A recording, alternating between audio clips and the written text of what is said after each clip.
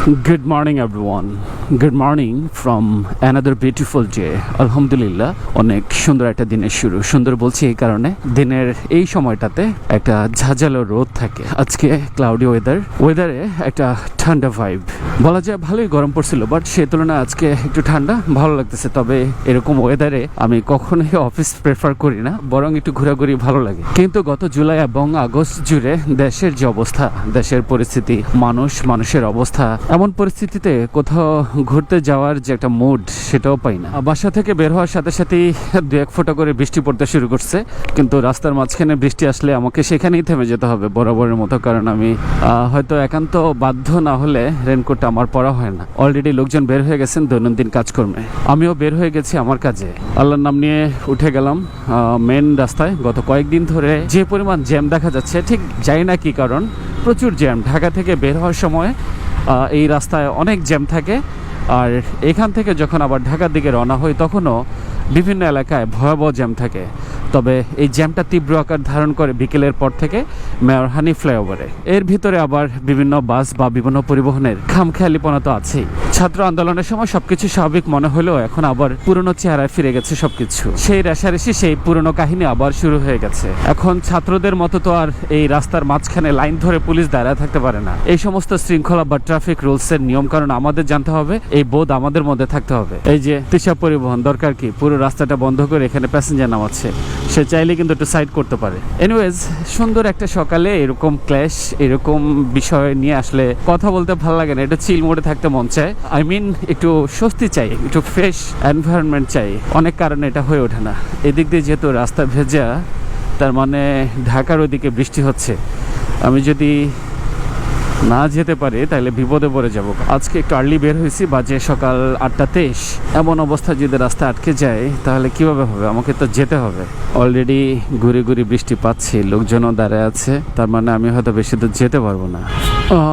ফ্লাইওভারের নিচে বাইকার ভাইরা দাঁড়ায় আছেন, বাট এখানে দাঁড়ানো যাবে না। সামনে যাই, দেখি সামনের কি অবস্থা। কিছুক্ষণ আগে মনে হয় ভালোই বৃষ্টি হয়েছে, কারণ বাইকার এখনো দাঁড়ায় আছে বিভিন্ন জায়গায়। ওয়েদারের প্রশংসা করলে এক সমস্যা, হুট করে আসল খেলা দেখায় দেয়।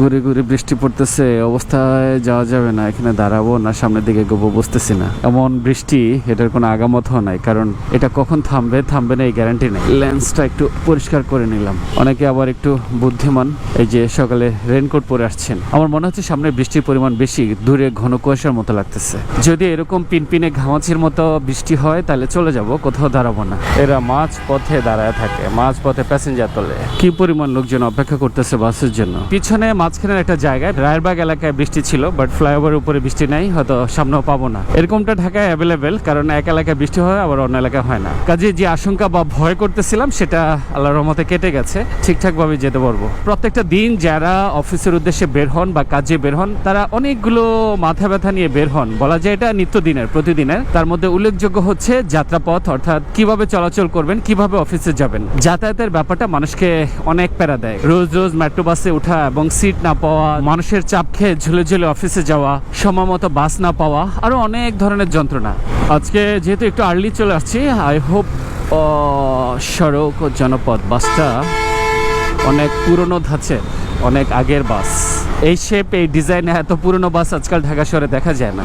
তো দেখতে দেখতে চলে আসছি গুলিস্তান টোল প্লাজার কাছাকাছি। এখন যে এলাকা আছে এটা সম্ভবত টিকাটুলি এলাকা। 1-1.5 ঘন্টা পরে আসলে হয়তো এই জ্যামটা বেশ দীর্ঘ হয়ে যেত, কারণ এই টোল প্লাজার আগে মোটামুটি অনেক বড় একটা জটলা সৃষ্টি হয়। টোল প্লাজাটা আজকে ফাঁকা পাওয়া গেল, থ্যাংক ইউ।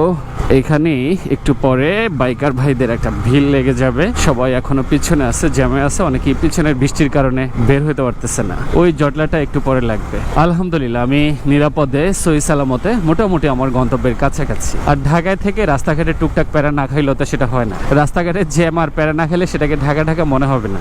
অনেকে আছেন যারা গুলিস্তান এসে জ্যাম না দেখলে মনে হয় কোথায় আসছি। আমার ভিডিওগুলো লেন্থ একটু ছোটই হয়, কারণ এইটুকু পথ চলাচলের সময় যে কথা বলি এটা খুব একটা বড় হয় না। খুব ছোট্ট পরিসরে টুকটাক কথা আপনাদের সাথে শেয়ার করি, এতেই 3-4 মিনিট হয়ে যায় এবং এই পর্যন্ত আমি থেমে যাই।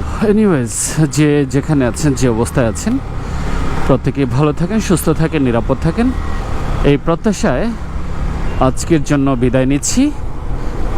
আল্লাহ হাফেজ।